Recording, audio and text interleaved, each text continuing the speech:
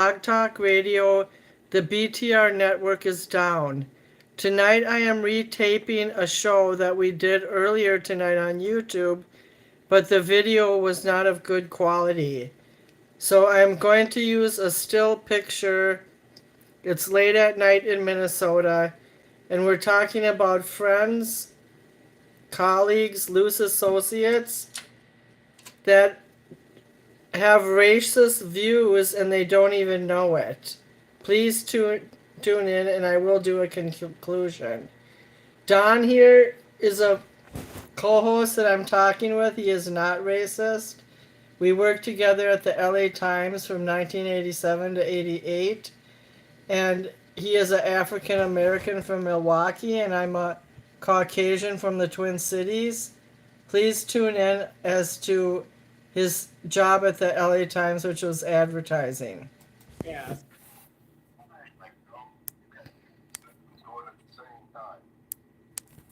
Can you still hear me? Okay, so I'm going to close this. I have two Zoom windows open.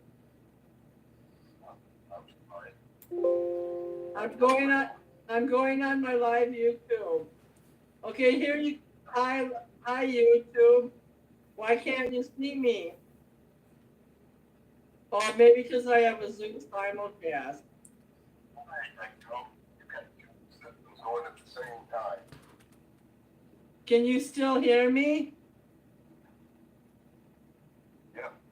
Oh, friends is prejudice. All the obsession of prejudice is just. So Don's gonna talk about his work at the LA Times after we get through this rocky introduction. Depends on who it is against. Well, you don't know who all my friends are, so you only know about the ones you talked to on the radio show. I don't have to know all your friends because I know in some form or fashion they're prejudiced about something. Well, I've lived in a lot of places of diversity. And they were prejudiced. If you tell me they were not prejudiced.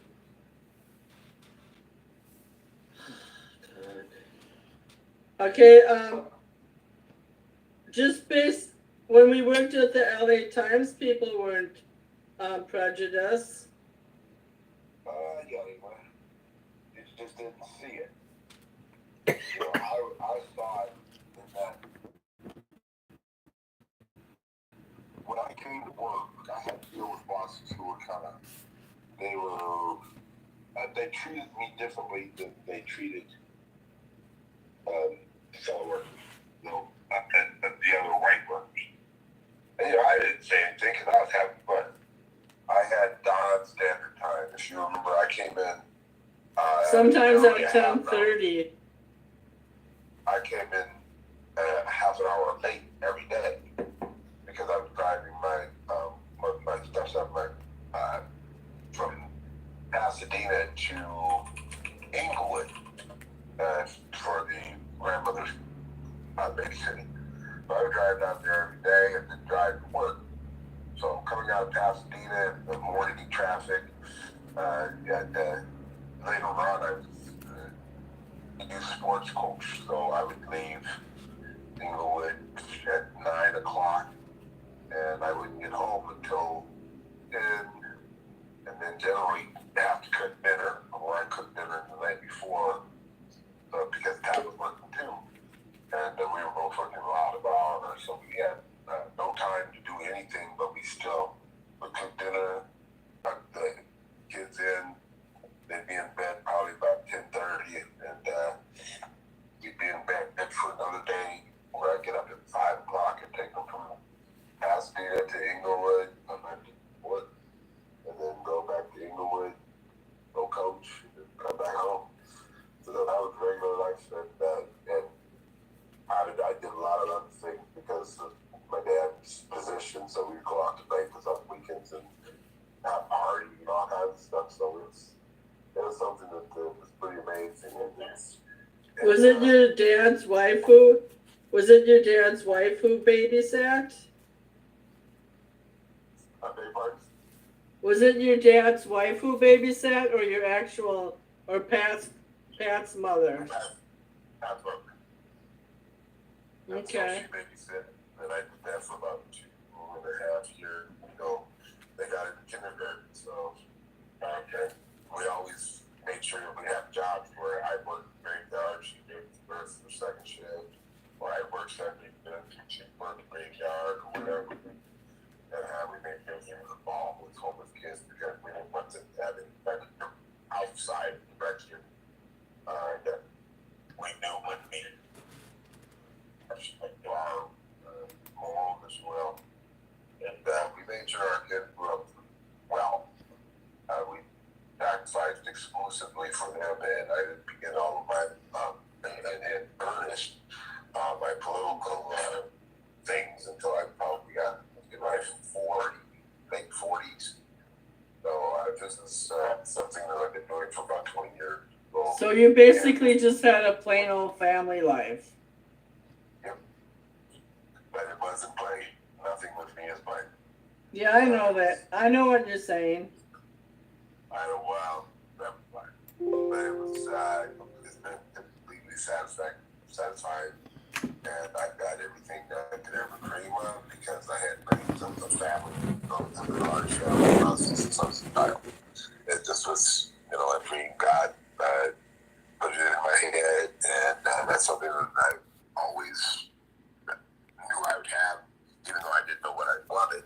But I knew somehow that I would always have a large family. And right now, with my family alone, at 9, we have 13, including grandkids, and then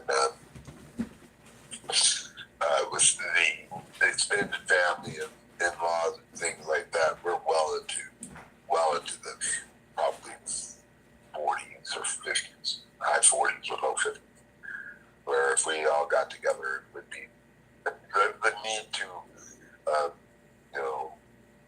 lease out the forum or something like that. But we're happy and make sure that, we take care of each other and that we're able to take care of everybody else. And that's our, one of the things that we do. So that's a nice story. I didn't really fully plan my life out, but after my divorce in 94, after our child died, I didn't know if I'd ever have children again, but it happened. So I want to segue into that.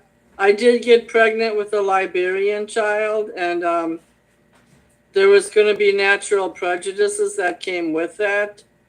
But the thing is I had an argument with a co-host tonight, and he constantly teases me about having too many black friends. And in the Blog Talk Radio Network, there are a lot of black participants. I can't help who gravitates to this show. Like, there's Sarge, and there was Pianke, and then my friend Neil was on a few times, who's a Hebrew Israelite. But I also have a lot of Latino people on the show, like John and Albert. And I have Suzette, who's from Colombia, but she's married to a white guy. So what's the diff? Like, why do people even have to define it if we're having an international radio show from California with multi-diverse families and, long-term friends and co-hosts? Well, the co-hosts have to have their autonomy too. I mean, we're all individuals. We have our own backgrounds, viewpoints, and we were talking about this off air, where some of us, I'll go into pejorative, some of us have shortcomings, weaknesses. And it's okay not. It's okay for. Yeah, go ahead. It's okay for John not to have children, but on one hand, one day he says he wants to adopt my son, which would be unrealistic at this point. On the other, the thing is I'm wondering why he's getting under my skin. Why is he defining? He's defining me by my friends. I have. Well, I'm trying to tell you that this is This is not necessarily something that's new. That's what I was trying to tell you.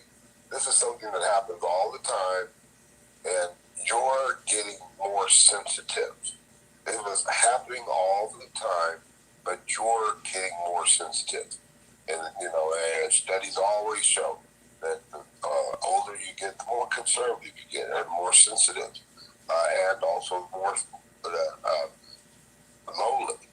You become. I'm not lonely. I was when my son was. I changed it. People become lonely. Oh. And they become isolated. And in this case, you got, someone who is thinking that he's doing the, really thinking and doing the work of the Lord.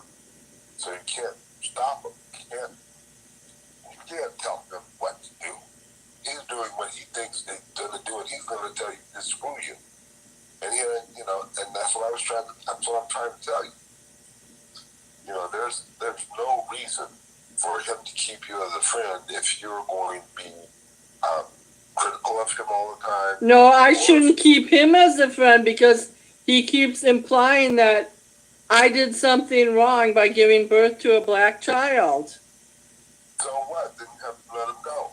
If you don't like it, leave. I did leave for a while. I did leave the friendship for a while. Because what he's really trying to do is, when he's on our show, he defines people by race, religion, and color. He said, remember the argument he said about Asian kids? That they all test well, they're all disciplined, they're all naturally smart. It doesn't matter what other races do, the Asians are always going to win. But really, the Asian kids, either from Japan or Korea or somewhere else, they have parents that are promoting education. That's why they're smart. And in Japan, they have kids in school 10 hours a day. American kids are not disciplined. Well, give them their prop. We're 33rd. We just grew one notch in the world education graduation system. So, and with our education system, we've got to take into account that we've got every nationality under the sun here that are reflective of either public school education or education in general. So we've got in a way, huge disadvantage because we're taking in all these other people and they're going to school freely, for free. So we've got, it's our responsibility to make sure that we have manpower, work impairment power, or that system, stats, to be able to take all these people. And we can't do it. We're showing that we can't do it. That's our main thing, is that we don't have enough staff for all of our schools. That's the main problem. Well, up here in Duluth, it's the end of the school year, and they've already posted vacancies for next year, and there's about 25 openings, which I do believe all of them, but about 5 will be filled.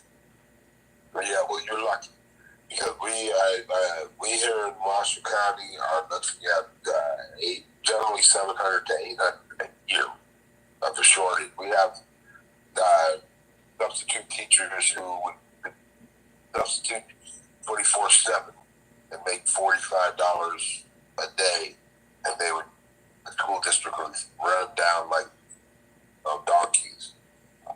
So we have the national teaching problem. Clark County has 2,000 teachers every year.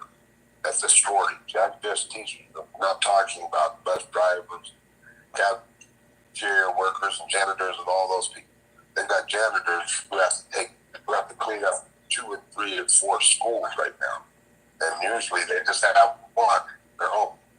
So they're at a deficit. The school systems all over the country that I can't pick on this. I already knew that was true because I went down to Madison, Wisconsin 2 summers ago, and it was like early August, and they had 130 openings just in Dane County alone. Like, I think it was just one Madison school and one Middleton school. Like for two smaller school districts, they had 130 openings. Yeah, well, I mean, these things are something that we can't help. They're things that when you talk about who is doing for what for whom, that's where you really get into kind of the weeds part of it, because we've got the old guard, and that includes you guys, the pale face. And so we've got the old guard who doesn't want to give it up. They're slow to say that it's about time they give up the ghost. Their methods are becoming antiquated. We're in a mentally conscious decline. We're actually, and these people are they're in the clouds because we're actually growing. We'll be growing until 2008. But everyone was talking in the news that we're having some bad times at the end of the world, just like you and John. And then we're not going anywhere for a while, for a long time, maybe a couple thousand years. But we're not going to look the same. We'll all be brown. We'll all be listening to rap and telling people to be real instead of who they're not. The Africans don't forever, and then you get your name ripped away from you, and you're not real. You start valuing being real, almost to the point that you go out and get your own name, or you find your name through the ancestors and then adopt your new name, or your new old name. But yeah, I wanted to mention something because we've been on the air 18 minutes, hallelujah, and we only have 9 minutes to go before I have to leave. But I want to say that, someone's trying to join. Hi, Suzette. Hi, Suzette. Wait then. Can you hear us? Suzette?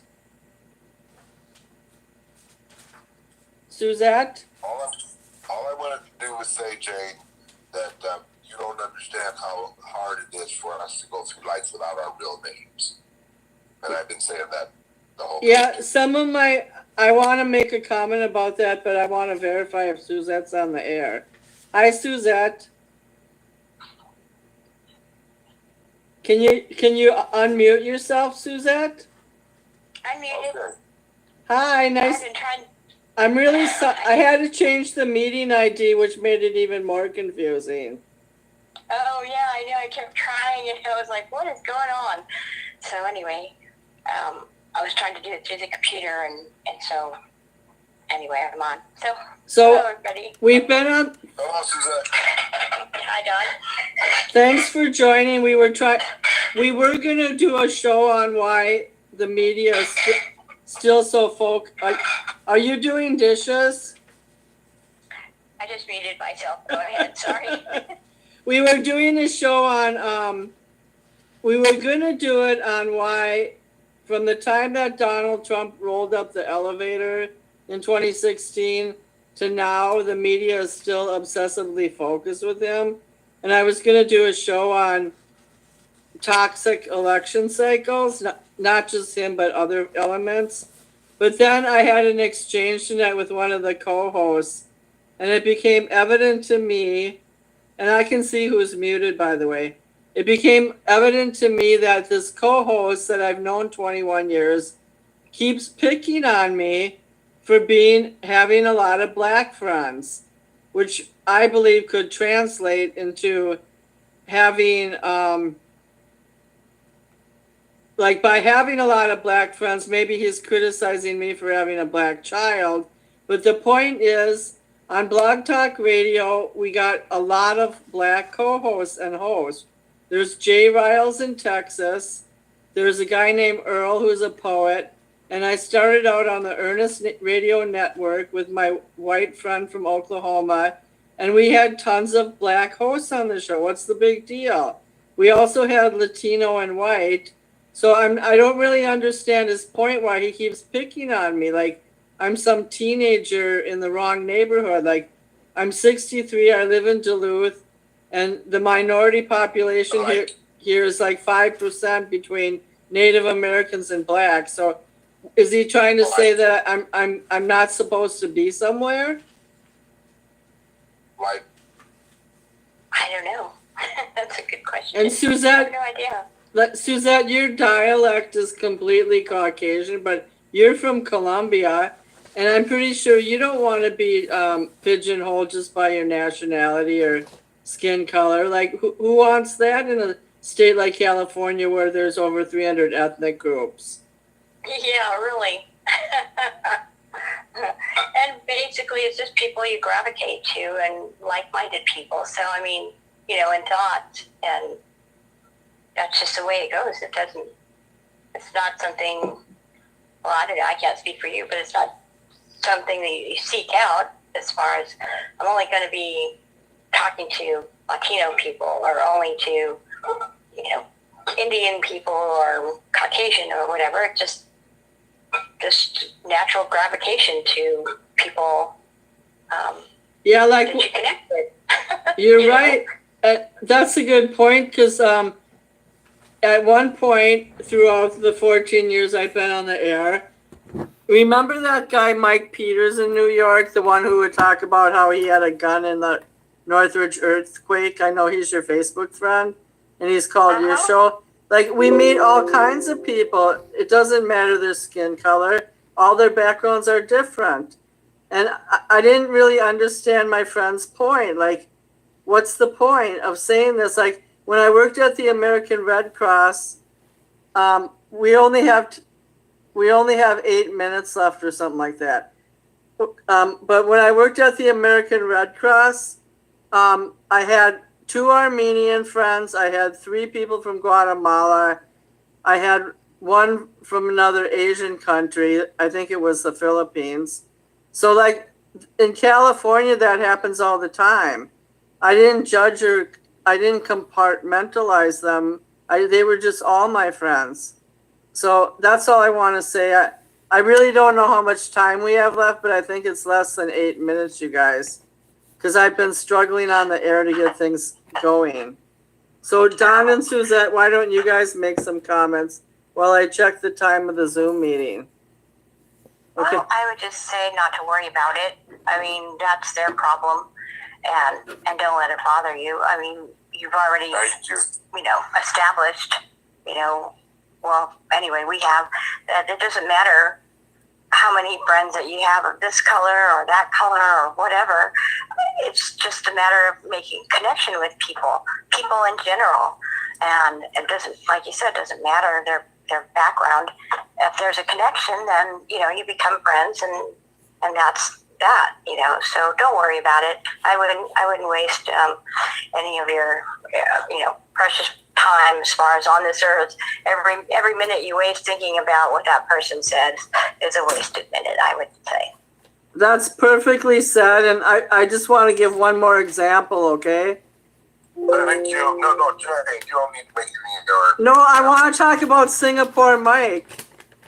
Why? He's not here. Because it's a positive statement. So Singapore Mike told one of our hosts that my friend asked Singapore Mike, "Who is God to you?" And he said, "God is love."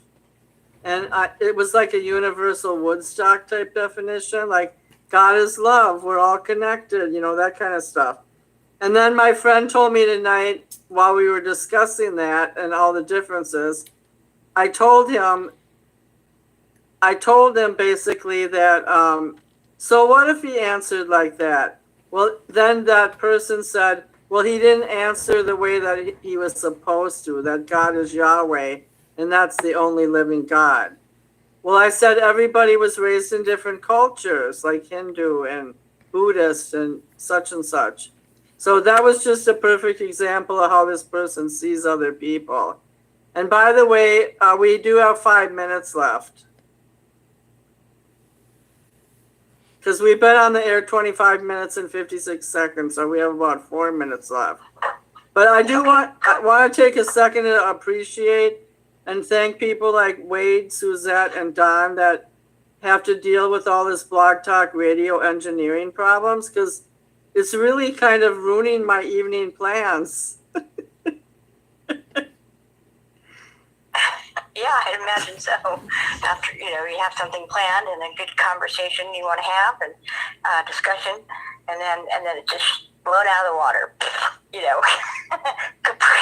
Anyway. Suzette, do you still go on Spreaker once a week? Yes. Yes, except for this week I wasn't able to, and that kind of bummed me out. And that was just because of my doctor's appointments that conflicted with the time that I normally have a show. So I understand, but like you guys are really, Suzette, sometimes I have to call her and touch base with her to see where she's at. And sometimes I do call you guys one at a time to find out, because Pat and Don have a lot of outside community appointments too. And we've had a few good shows in the last month, but out of the last 5 weeks, we've only been able to do 2 shows on Blog Talk Radio. So, it does get frustrating. Yeah, no thanks to Blog Talk Radio. They've been on the blink for a while now, as far as off and on. And, they're paying customers that may have a show once a week, and that's it. And it happens to fall on one of those days that they have a show, because they're on the blink, they lose money. And I called the show 2 hours ago, and it said, please call back at your regularly scheduled time. So then I called 12 minutes before the show started. I'm sorry, we're having engineering problems. And then I have to scramble and tell you guys to do something else. So Can you give the phone the finger, the bird? Can you flip them off? No, but I'm planning to announce on Twitter that they're complete, absolute failures. You can tell here, scramble this. So we have 1 minute and a half left. Don or Suzette, make a conclusion. Blog Talk Radio is beginning to suck, and and people around the world can connect with whoever they want to, whether it's other people. People. I don't know. I just don't get it. So, don't worry about the race if you connect with somebody, and don't worry about what other people say. They can also scramble the finger. Right. I don't even, when I meet someone, I'm not like sizing them up. They're just people. Right, or if you talk to them over the phone, go, by the way, what color are you, or what's your background? Oh yeah, I can't speak with you. I gotta go. Bye. Or how long have you lived in America, and did you come illegally? Right. I'm not gonna do that to another person. So Don? Don was talking about his lineage early tonight, and how he wanted a big family, and that was kind of a touching moment, right, Don? Yeah, I'm a very touching person. That's beautiful. Yeah, no, it's the only thing that if you believe in God or any other religion, the family is the nucleus of everything. Absolutely. And that's why some of the things that are going on are so existential to us, because to life itself, because it's not always natural. And we need to find a good middle ground where people can, that's where they had a good life, and they had support and love. That's mainly what we're all looking for. That's a good way to end it, you guys, because it's ending in less than a minute. So I'm gonna schedule another show next Monday, and hopefully BTR will be up. And Suzette, I'll call you this weekend, okay? Okie dokie, sounds good. It was good talking to you all. Yep, thank you so much. Good night. Good night, listeners. Good night.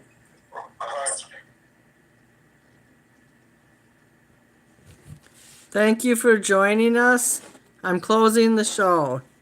This is the reason why I've canceled my doorbell camera subscription. Nobody cared about your doorbell subscription.